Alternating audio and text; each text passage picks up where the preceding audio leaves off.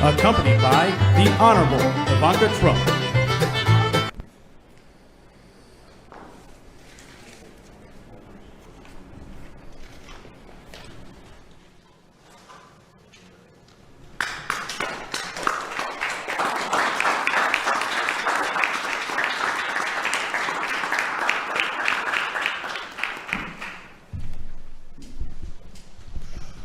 Well, thank you very much, everyone. This is a great honor.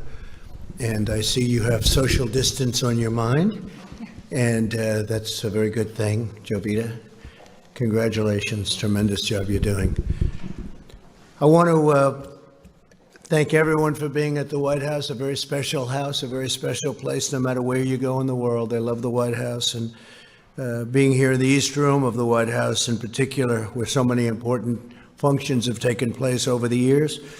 And today we're really celebrating American workers and small businesses, and we've done a job for you, and we're going to make it so as we open up our country, you're going to be in good shape as opposed to be either losing your business or how do we get some people to work here, especially since your employees were so good over the years, and those are the ones you wanted. So we made that possible for you.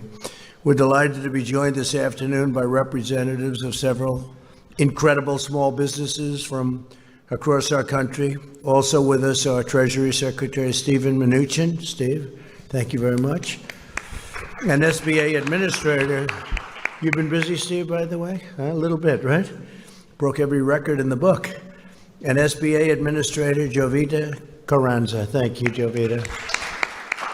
Have you gone to sleep in the last 2 weeks? I don't think so, right? You broke every single lending record, numbers of loans, amount of loans, small business. It's actually a very big business when you think about it. Thank you very much, Jovita. Great job.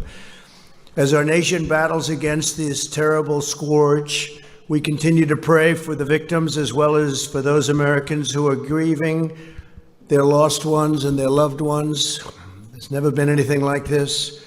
We suffer with one heart, but we will prevail. We're coming back, and we're coming back strong. We built the greatest economy anywhere in the world 2 months ago, and we're going to build it again. We're going to build it fast. It's going to go very quickly. And Larry, thank you for being here very much. You see what's going to happen. I think you have the same feeling as I do. It's going to come back very fast. Now that our experts believe the worst days of the pandemic are behind us, Americans are looking forward to the safe and rapid reopening of our country.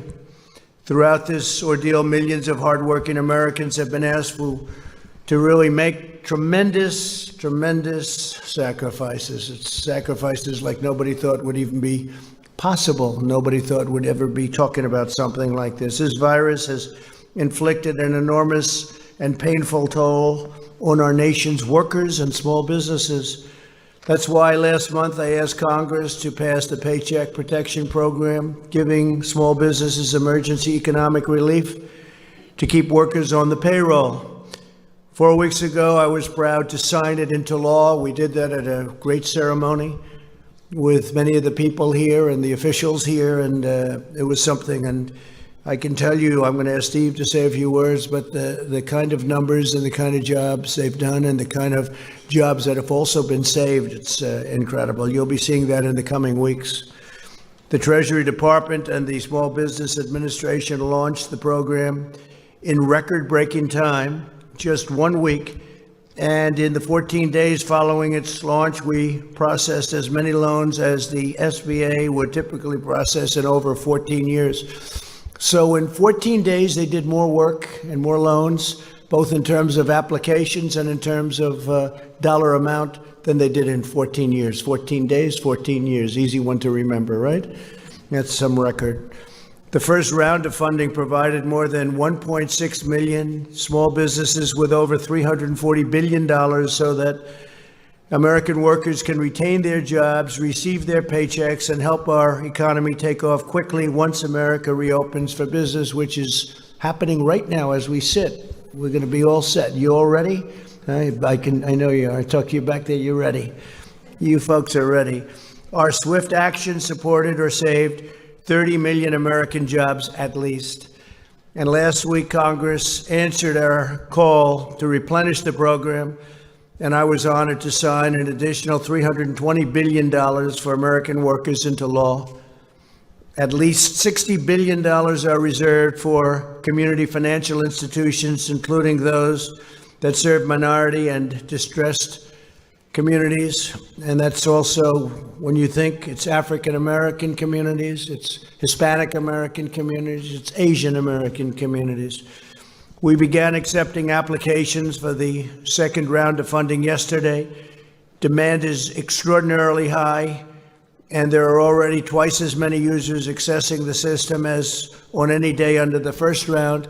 And one of the things that the Secretary of the Treasury told me is that the amounts are much more loans at much smaller amounts. And we like to hear that because we're looking at the small amounts, the smaller businesses, and that's what we want. Nonetheless, we're processing loans at a pace never achieved before. In the first 24 hours of the second round of funding, we've handled over 30% more loans than any previous day of the program. So far, we've processed an amazing 450,000 loans totaling over $50 billion. That's in phase two. That's incredible. Along with Administrator Carranza and Secretary Mnuchin, Ivanka has played an essential role in spearheading this important program, incredible role. That's what she wants to do. She wants to help people. From the beginning of my administration, Ivanka has used her experience as an entrepreneur to fight for the American worker. She's created many jobs. That's what she did when she first came in. She just wanted people to be able to get jobs and job training.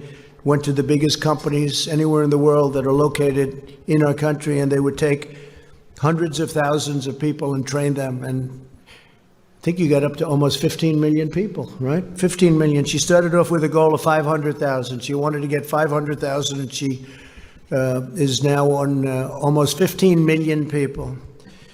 And I'd like to ask, if I might, Ivanka, to say a few words as to what's exactly happening today, what's happening over the next week, and what her views are for what's going to happen over the next period of time. It's going to be something I think it's going to be very special and bigger and better than anybody really understands. Let's see if I'm right about that. Ivanka, please.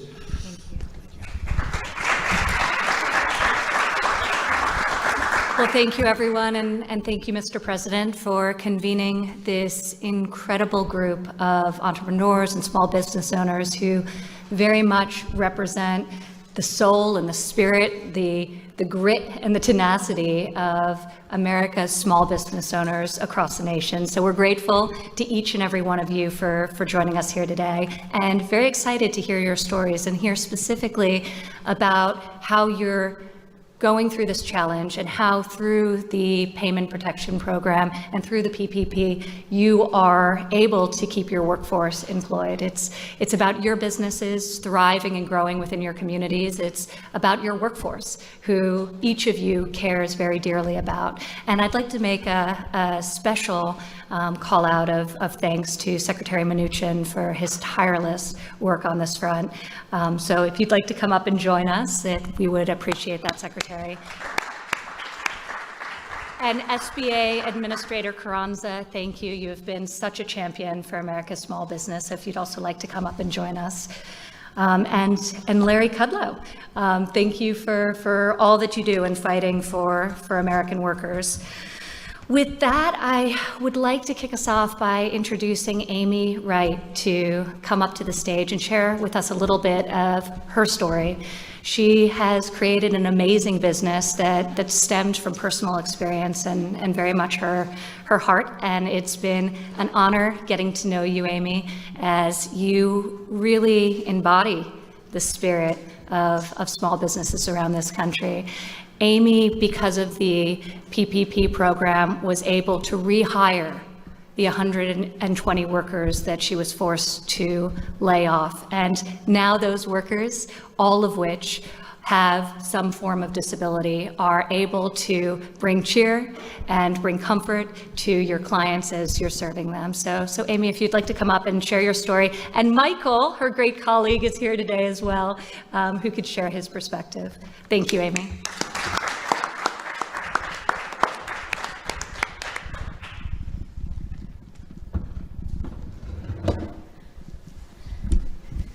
Thank you, Ivanka, Mr. President. I am so honored to be joined by my employee, Michael, who you will hear from in just a moment. Biddy and Beau's Coffee is more than a coffee shop. It's a human rights movement.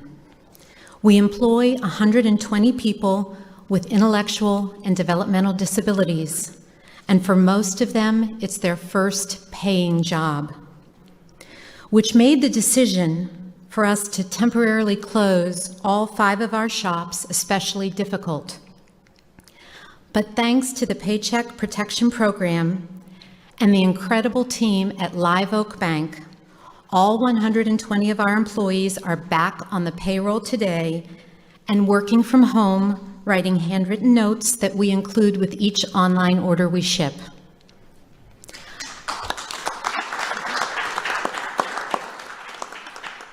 I know everyone is ready to return to normal, but I believe it's time for a new normal, one where people with disabilities are valued, especially in the workplace. As a recipient of the PPP loan, we will continue to take up the charge and help everyone, especially people with disabilities, pursue the American dream. And Michael, would you like to say? Sure. I just hope this thing isn't too big for me. So to you, President Trump and Ivanka, thanks a lot for inviting us. Thank you, Mr. President, for having us. I love my job and I am excited about going back to work. At Biddy & Beau's, we like to use the phrase called not broken. That means me and all my amazing coworkers are not broken, and we have lots to offer. I know the great country of the United States isn't broken either. So on behalf of myself, Megan, and Amy, and all the employees of Biddy & Beau's, thank you for inviting us over. Thank you very much, Michael. You guys are our family. Love you guys.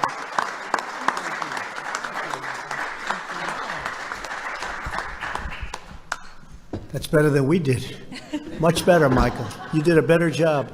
Thank you very much. That's beautiful. Stick around. You get to hear the press ask some questions, and they'll probably be a little bit nicer if you're in the audience, right, Amy? That's pretty good. Also, I'd like to ask Tony Stafford, Chief, sort of the boss, I guess you could say, chef and founder. You're the boss, right? Wouldn't you say?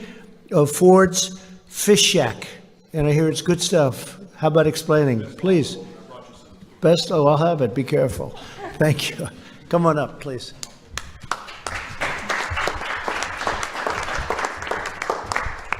Thank you.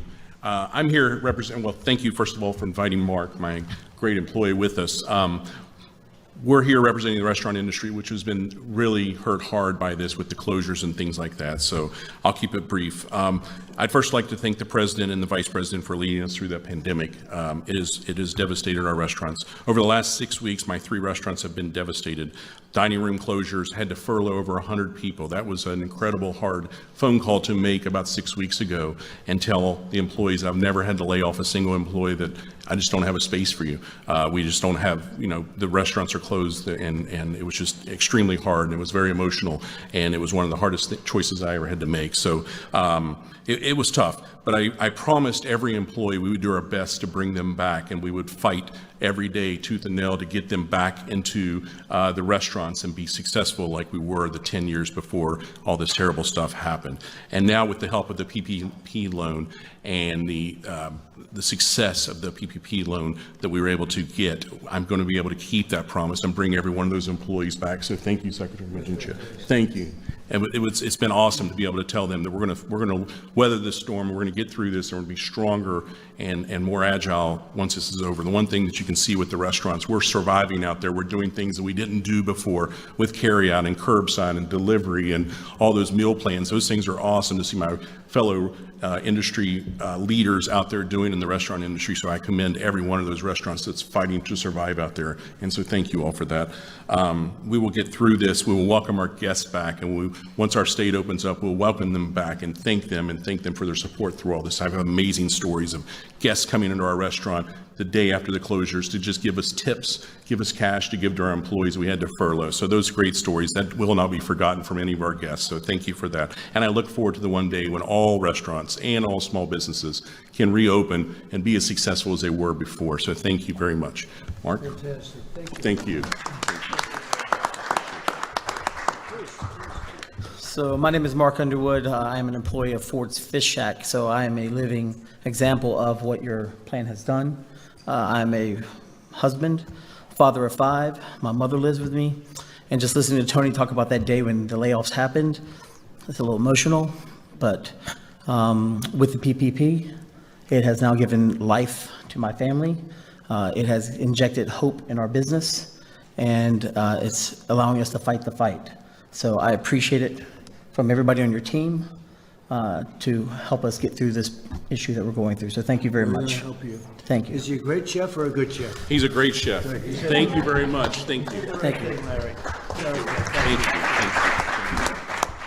That's great.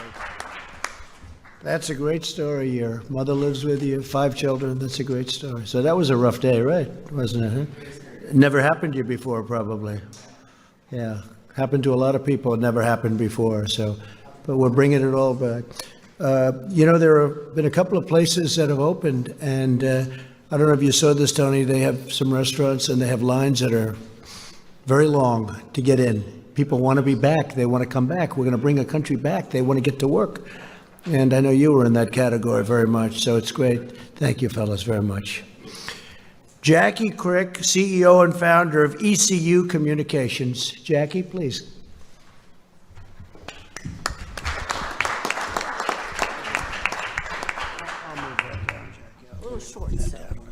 I'll get in trouble for touching it. They'll say, he touched the microphone. What am I going to do? Thank you, Mr. President, Ivanka, Secretary Minuchin, and Administrator Carranza. It is a pleasure and an honor to be here. My name is Jackie Crick. I'm originally from Bogota, Colombia, in South America. Yay. And I've been here many years, and a big part of those years that I've been here, I've been CEO of ECU Communications, which I founded 16 years ago. We focus on advertising and marketing with niche products for diversity recruitment and outreach programs. But more than anything, we're a woman-owned small business, minority-owned 100%. So just like many of the stories that I've heard before me, and I'm sure the ones that are coming, we are concerned about the future. And being able to get that PPP loan has given me and my staff a little peace of mind to know that we're going to be okay. Just at the end of February, I hired 3 more staff members. We're 30 now.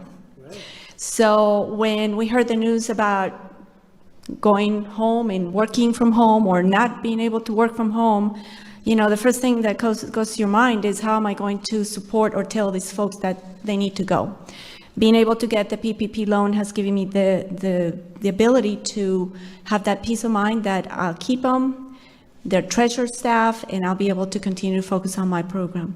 Thank you so much for what you do, for your leadership. Thank you. Great job. Thanks. Thank you, Jackie. Great job. Chris Stansbury, co-founder and partner, West Virginia Eye Consultants. I like West Virginia, I like it. We'll put that up. They like you, sir. I like it. They like me, too. Thank you, Mr. President. Thank you, Ivanka, Mr. Secretary, Madam Administrator. Appreciate the opportunity to be here today. It's just an honor and a privilege as a small business owner. It's very meaningful to have this opportunity. My company is called West Virginia Eye Consultants, based out of Charleston, West Virginia. And we started in 2011, and we had 2 doctors, 1 employee, and 1 location. And over the last 9 years, we've been blessed with a lot of growth. We've worked hard. And in February, we celebrated our 9th anniversary with 7 locations, 7 doctors, and almost 60 employees. So it's been a great ride. But just a month later, thanks to COVID-19, we shut most of it down. And my partners and I were just overwhelmed, just bewildered. We weren't sure how we were going to survive this. But thankfully, Congress passed the CARES Act, and President Trump signed that into law. And as part of that, the PPP loans became available. And my partners and I applied for PPP loan through the SBA, and we were so gracious and so thankful to receive that, because it's been a lifeline for us. As soon as we received those funds, we were able to start paying our utilities, our rent, and start bringing some of those employees back that we need to get staged to begin to reopen the economy.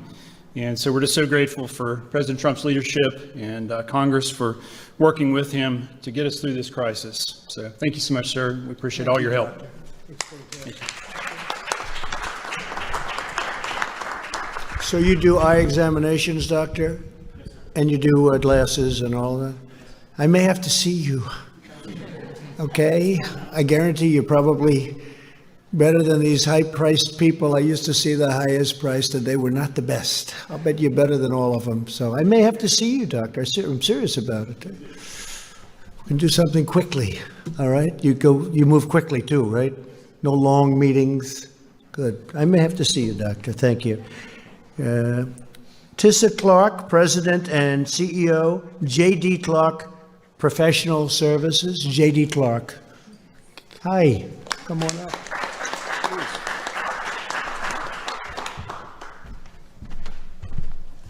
Thank you, Mr. President, Ivanka, Mr. Secretary, and Madam Administrator. I am Tissa Clark, President and CEO of J.D. Clark Professional Services. I am a general contractor and property maintenance manager for the affordable housing, hospitality, as well as our government agencies, particularly our nonprofits. Most of my employees are the underserved, underemployed, or unemployed. And having the opportunity to be able to apply for a program such as the Paycheck Protection Program allowed me to keep those individuals employed. As a small business owner, my company is based out of Prince George's County, Maryland, and I've been in business for 12 years. And as a small business owner, we never want to fire or lay off, and even to the extent of ourselves not receiving a paycheck. And so I forgoed my paycheck until I could get funds. And so now with the funding that we received via M&T Bank on last Monday, it has allowed us to continue to pay our staff, and for even myself as the business owner to once again take a paycheck. So this program is phenomenal for our small businesses. Also, as a side note, Madam Administrator, I did also apply for the Economic Injury Disaster Loan, and I did receive my advance on Tuesday of last week. So these programs are very critical for the small business community, but I do believe that we as small business are strong and we are resilient and we will bounce back. Thank you. Have you ever thought about running for office? You could do it very easily. Huh? You are something. That's a very good job. Thank you very much. Luke Bernstein, Executive Vice President, Chief Retail Officer, and Chief Communications Officer for Orrstown Bank. Come on up, Luke.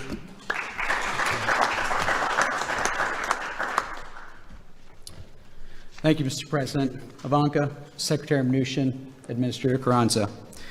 I'm Luke Bernstein, proud to be here representing Orrstown Bank. I'm proud of our board, I'm proud of our entire team, and I'm proud of my fellow community bankers throughout the country who've rolled up their sleeves and worked tirelessly to help communities, working around the clock and helping them gain access to paycheck protection funds. Orrstown is a small 101-year-old community bank based in Pennsylvania and Maryland, and in just 14 days, we were able to process approximately 1,500 paycheck protection loans totaling $370 million. In those 2 weeks, Orrstown processed more loans in total amount than we did in an average year last year. We did more SBA loans in 14 days than in our entire 101-year history. Why? Because this is about the communities. This is not about Orrstown Bank. This is not about banks. This is about people. The stories you're hearing today. This is about what's going on Main Street. The stories of what's happening with the Paycheck Protection Program are not only heartwarming, they're inspirational. We're helping pizza shops, delis, healthcare workers, repair shops, construction companies, and countless others get access to these funds. These people need this money. They're getting a lifeline through this program. Every job is life-sustaining to someone, and the PPP is saving the livelihoods of those in our communities. We want to thank you, Mr. President, for your leadership during this extraordinary and unprecedented time, and for partnering with community banks and Congress to help us and give us the opportunity to do what we do best, and that's serve our communities through the good times and the bad. You have unleashed the innovation of the private industry, and we are going to respond. We also want to thank Secretary Mnuchin and Administrator Carranza and Congress for supporting this program and giving the opportunity to community banks around the country to join together and help those in need. With this program, we can do that. Thank you, Mr. President. Thank you. Thank you very much, Luke. That's a beautiful job. Brandon Hudson, President, Ed and Jim's Body Shop. I know what that means. I'll bet you fix beautiful cars. You make them beautiful, right? I'll bet you do. Please come up. All right. Thank you, Mr. President, Ivanka, Secretary. And instead of celebrating on our anniversary on April 1st of being in business, we began furloughing employees. So I would like to take the opportunity to thank President Trump for quickly signing the PPP into action. Because of this program, Ed and Jim's is able to rehire all of our furloughed employees and provide them with a paycheck starting this week. This program has given our small business the funds needed to operate and maintain through this crisis. With everything we've gone through, I can't extend our thank you enough to President Trump for everything he's done for small businesses like us in the automotive industry at a time where our business really depends on people leaving their house and driving. So, Mr. President, thank you very much for what you've done for us and the industry. Thank you. Thank you. And what do you do with cars? Explain. Our businesses, we repair cars. We're a collision repair shop, Parkville, Maryland. So we work with a lot of insurance companies. We have walk-in customers. So if you get into an accident, unfortunately, we're here to help you out. Can you generally fix, like when there's a problem with a car, can you generally fix it without sending for new pieces? Or do you generally have to put new pieces on if it's a big collision? It depends. A big collision, we're mostly probably replacing some stuff, but we can repair a lot of things. So, we've been fortunate enough that we are able to repair a lot of things, but, with the demand for manufacturers to move to producing other things such as PPE and things like that, we're a little nervous about what that means for the future for us right now. But, we know you'll do the right thing for us. After today, you'll have a lot of customers. We appreciate you, sir. Thank you. Thank you very much. Thank you, Brandon. Thank you, Brandon. Allie Mills, Executive Vice President, Inc.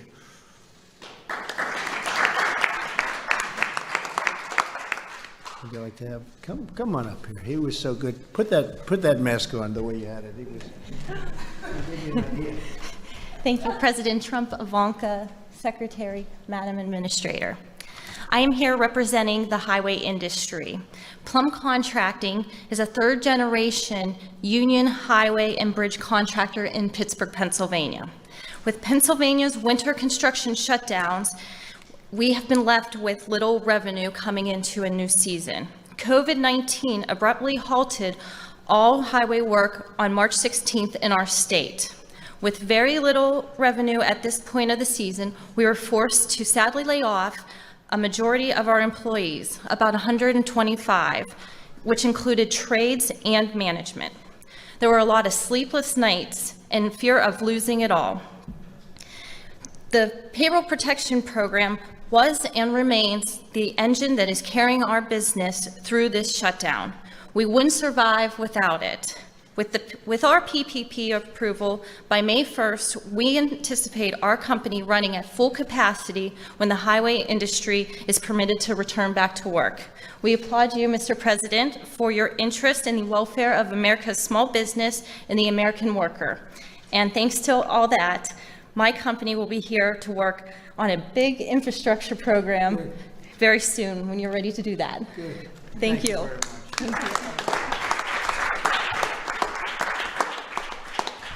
I was with Governor Ron DeSantis of Florida, which is interesting from your standpoint because we talked about the business that you're in, and he noticed that right into the immediate shutdown, he noticed there was very few cars on the road.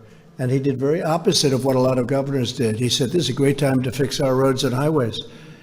And I said, as soon as he said it, this was in the Oval Office 2 hours ago, he said, I noticed there was very few cars, and isn't that better than fixing them during rush hours and when there's traffic and when it's booming, like hopefully over the next few months it's going to be again, just like it was before, the best we've ever had, and then we had to close it down. So he's fixing roads and bridges and doing a tremendous amount of work during this period of time, and I thought it was very smart. So it's a little bit the opposite, but to each his own, right? To each his own, but it made a lot of sense to me when I heard it.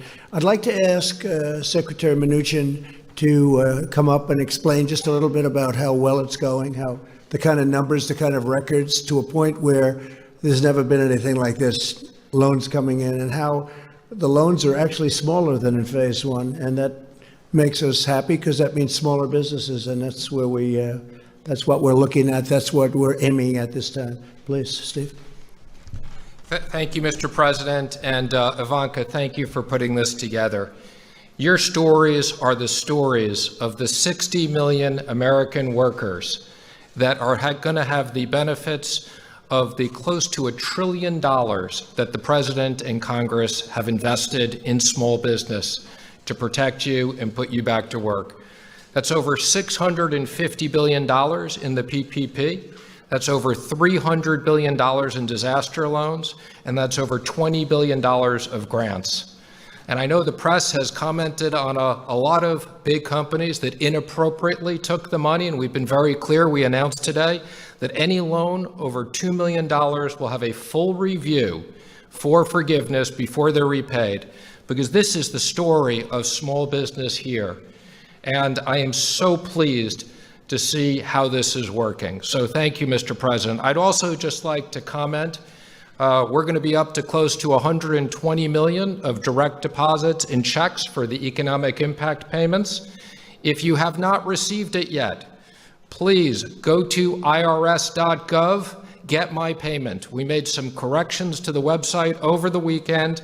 Please go on and check your payment. If you haven't received your payment, upload your information so we can get you the money.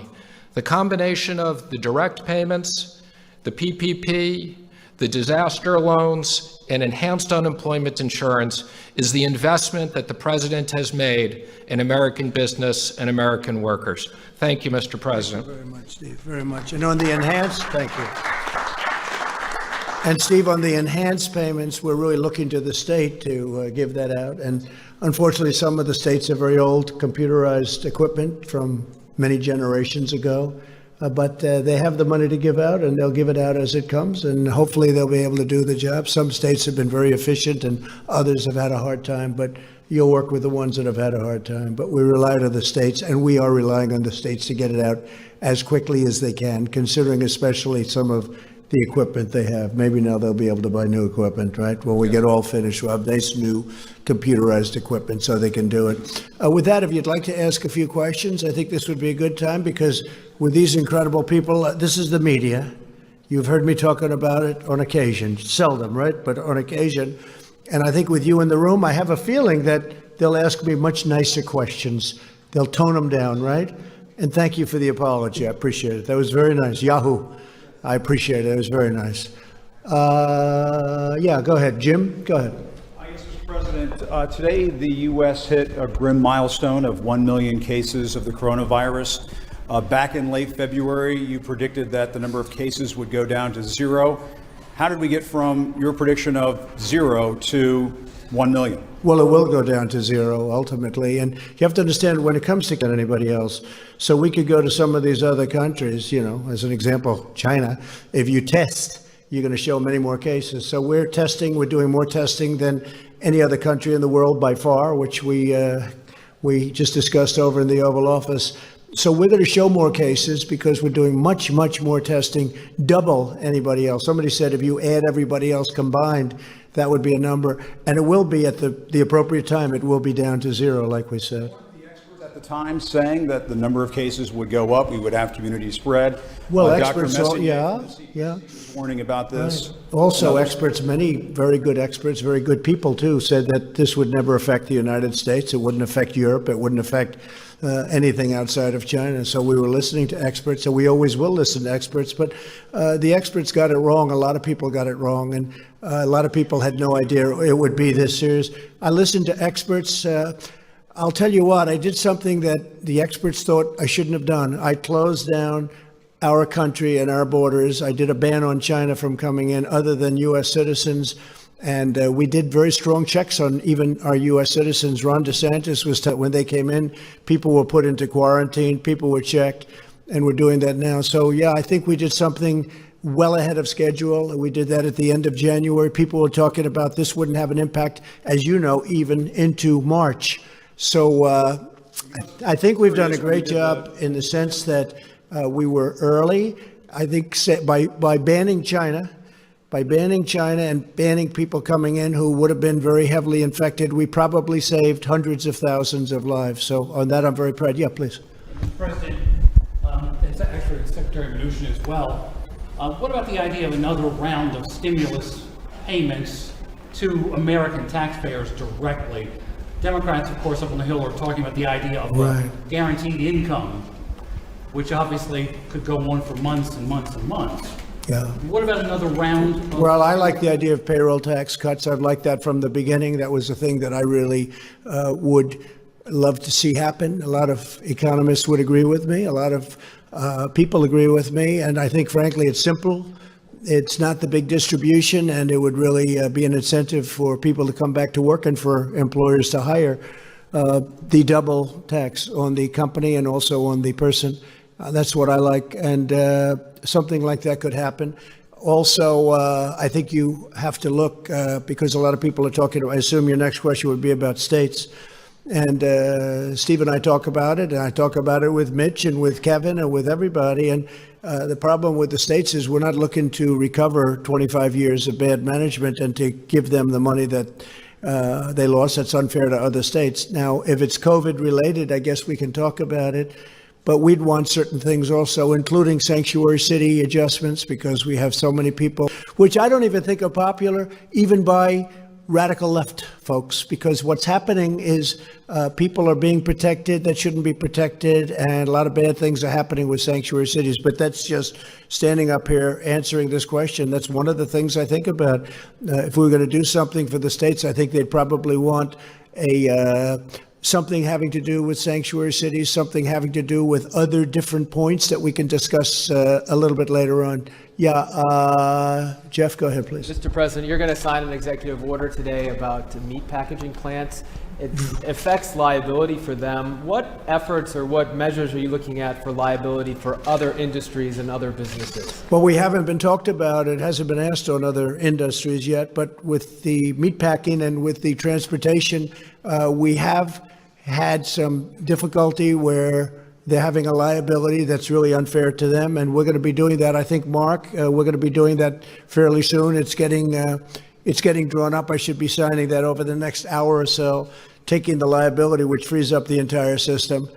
And I fully understand it, not their fault. Yeah, please, go ahead. No, over here first. Mr. President, I just want to go back to what we discussed a little earlier today. Are you considering asking airlines to test passengers on international but also domestic flights? Yeah, we're looking at doing it on the international flights coming out of areas that are heavily infected. As you know, Brazil is getting to that category. I think they're going to be okay. I hope they're going to be okay. He's a very good friend of mine, the president. But I think that we're going to look at it from the standpoint, I was discussing that with the governor of Florida, with Ron, a little while ago. So we're going to be looking at that coming in from us, frankly. But South America seems to be one that's talked about because they have so much business going into Florida. With all of that being said, Florida's done incredibly well, and they're starting to open up very rapidly. But we will be looking into that in the very near future. We're looking at it very strongly. And the airlines would have this responsibility? Either the airlines or government, one or the other. We're working with the airlines. Maybe it's a combination of both. Kristen, go ahead. Thank you, Mr. President. Some health experts say the U.S. needs 5 million tests per day by June in order to safely reopen. You unveiled a plan yesterday that will increase testing, but not by that much. Why not? And can you get to that benchmark? Well, it will increase it, and it'll increase it by much more than that in the very near future. We're way ahead of everyone on testing. We haven't been given the press in terms of, I think, fairness of the press, but that's okay, and that's why I appreciated the statement before by Yahoo. We are way ahead on testing. We are the best in the world on testing. We've tested much more than anybody else, times 2. Or every country combined. We've tested more than every country combined. And they keep talking about South Korea. And I'm very friendly, as you know, with President Moon, who just had a great victory, a new victory, as we're very happy about. But he will tell you how well the United States has done on testing. And he told me that very strongly. The quality of our test is the best and the number is the best. Now, with all of that being said, we will be going to an even higher number, and it goes up exponentially. And I've told you that we inherited a very broken test, a broken system and a broken test. And within a short period of time, we were setting records. So we have set records. We've done more than the entire world combined. We've done more than any other country in the world. So I think we've done a really good job. Now, with that being said, not everybody feels as strongly about testing as others. We have some governors that are very strong on testing. We have other governors, frankly, that aren't nearly as strong on testing. Their test is much more modest, and their real test is when people stop getting sick, and they'll be able to do that too. And I understand both systems very well. But we're going to maximum testing, even though some people won't even want to use it. I hear you saying you're confident you can surpass 5 million tests per day. Is that? Oh, well, we're going to be there very soon. If you look at the numbers, it could be that we're getting very close. I mean, I don't have the exact numbers. We would have had them if you asked me the same question a little while ago, because people with the statistics were there. We're going to be there very soon. We're really doing, I mean, I watched your report on NBC today, and it was an incorrect report, because we're really doing a great job on testing. Unfortunately, the administration, the people that work our government, hasn't been given the kind of credit that it deserves. Last month, it was about ventilators. Now we have so many that we're able to give them to Italy, France, Spain. Other countries have been asking us for ventilators. We're making over 150,000. We've distributed thousands and thousands. New York is in great shape with what we've done, as you know. New Jersey's in great shape. We spoke just recently. Ivanka just spoke with the governor, and they're in very good shape with the ventilators. I mean, everybody has, and most of them have far more than they'll ever need. They're starting to send them back. So nobody went without a ventilator, and yet if you read the media from a month and a half ago, it was all about ventilators, and ventilators are tough. That was a tough thing, but we should be very proud of our country. We took assembly lines and they converted from cars and other things into ventilators, and the job that we've seen has not been seen since World War II. What they have done in terms of the manufacture of very high-grade ventilators is amazing. So now we don't hear about that. And I noticed that the testing is starting to die down, because we now have the best testing anywhere in the world by far, and we have more. And that's a good thing. That's a very good thing. I'm happy about it. We had a call yesterday with governors, and I will say that I'm sure many of you were on that call, even though you shouldn't have been. They shouldn't have been, Amy, but they were. I wonder how that happened. But you heard the governors were thrilled. Now, the following day, if you'll get a Democrat on the call, they'll say, you know, I saw some of them today. They were so thrilled yesterday on a call that they thought was a close call. And today they were good, but they weren't the same as they were yesterday, because that's the business. They want to try and win on November 3rd. But we're doing a job the likes of which nobody's ever done. And I'm not talking about myself. I'm talking about people in the Army Corps of Engineers, where we built hospitals, where we built thousands and thousands of beds all over the country. New York, what we did was incredible. 2,900 beds in a matter of days. What they've done is so incredible. And FEMA, what they've done. And the doctors and the professionals and all of the people that you see me with all the time. You know, these are great people. And they've really done a great job. And now our country's opening up again, and I think it's going to be very, very successful. I think that, I mean, Larry is here. We talked about it, and we talk about it all the time. I think that third quarter, it's obviously a transition quarter, but I think it's going to be okay, maybe better than okay. Larry thinks better than okay. I think even more so than I do. And then I think fourth quarter will be great. And I think next year is going to be a tremendous year for this country. Jennifer? Yes, on the PPP loans, can you say who's going to be responsible for that review that Secretary Mnuchin mentioned on the loans above $2 million? Who exactly will be responsible? The SBA will be responsible, and they have a team of people. They'll bring in additional people. And again, I want to assure the American public and the American taxpayers, we will make sure that these certifications were done accurately, or the loans won't be forgiven and there will be liability. Mitch McConnell today told some Republicans on a phone call that he does not want to fund infrastructure in a coronavirus stimulus bill. Do you have a reaction to that? I think Mitch is looking at it, as I do, to an extent, as the infrastructure. He likes infrastructure. We all do. We have to rebuild our country. $8 trillion has been spent. I wasn't in favor of it. I can tell you that in the Middle East. $8 trillion. Think of it. And yet you wanted to fix a pothole in a roadway or in a highway in this country, and you didn't do it because they didn't have the money, because so much money was spent in the Middle East. Well, that's, as you know, a whole different story now. And we want to do infrastructure, but a lot of the Republicans would like to keep that as a separate bill. So we'll see how that works out, Jennifer. We'll see. Yeah, please. Mr. President, you said at the top of your remarks that you feel the worst of the pandemic is behind us. But without a treatment, without a vaccine, and states now reopening, how can you be so sure? Well, I think that, like other things, hopefully we're going to come up with a vaccine. You never know about a vaccine, but tremendous progress has been made. Johnson & Johnson and Oxford and lots of good things. You've been hearing the same things as I do. Tremendous progress has been made, we think, on a vaccine. You always have to say think, and then you have to test it, and that takes a period of time. But a lot of movement and a lot of progress has been made on a vaccine. But I think what happens is it's going to go away. This is going to go away.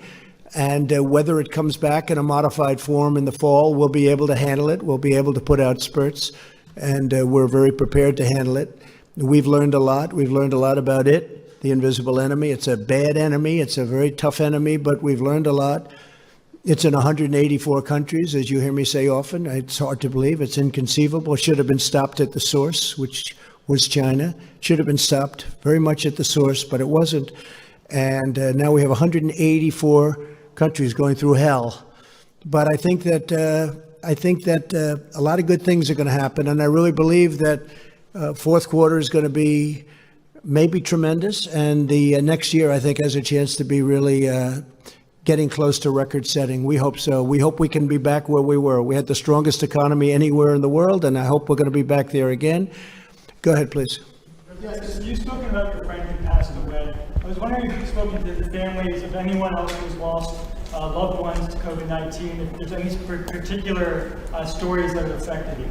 Well, I have many people. I know many stories. I've spoken to 3, maybe I guess 4 families.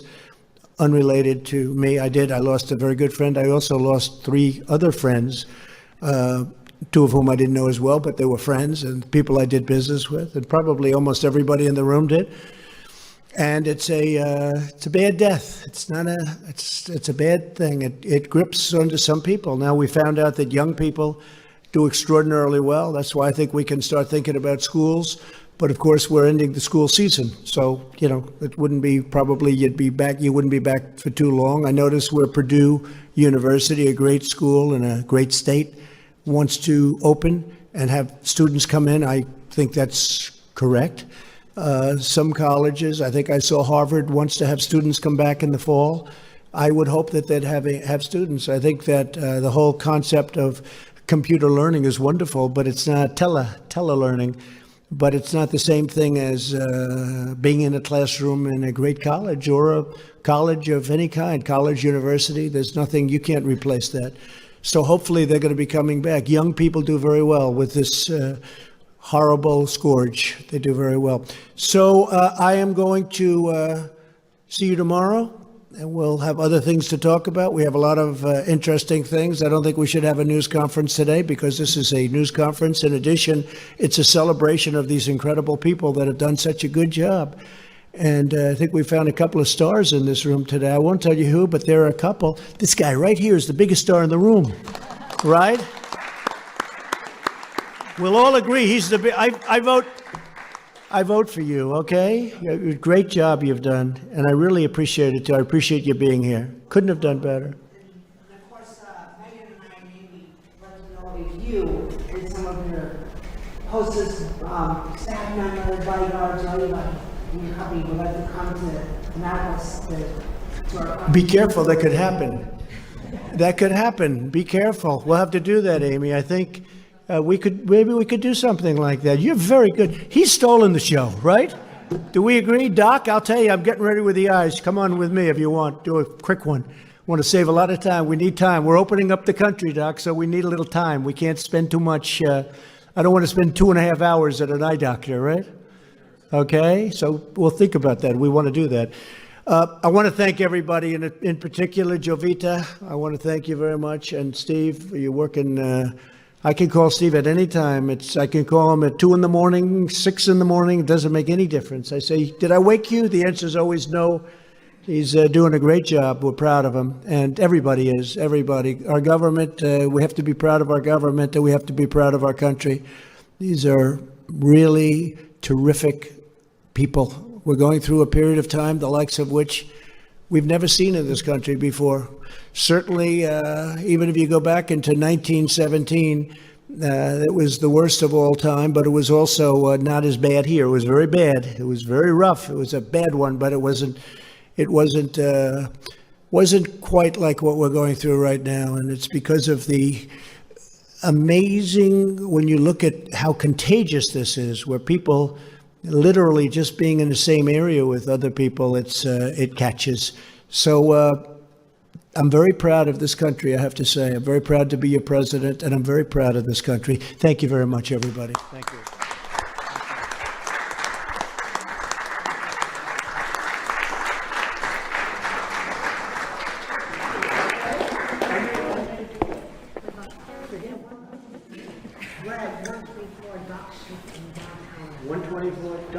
Dock Street in it. Okay?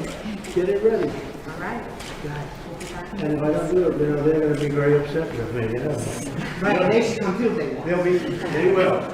They will. Thank you, everybody.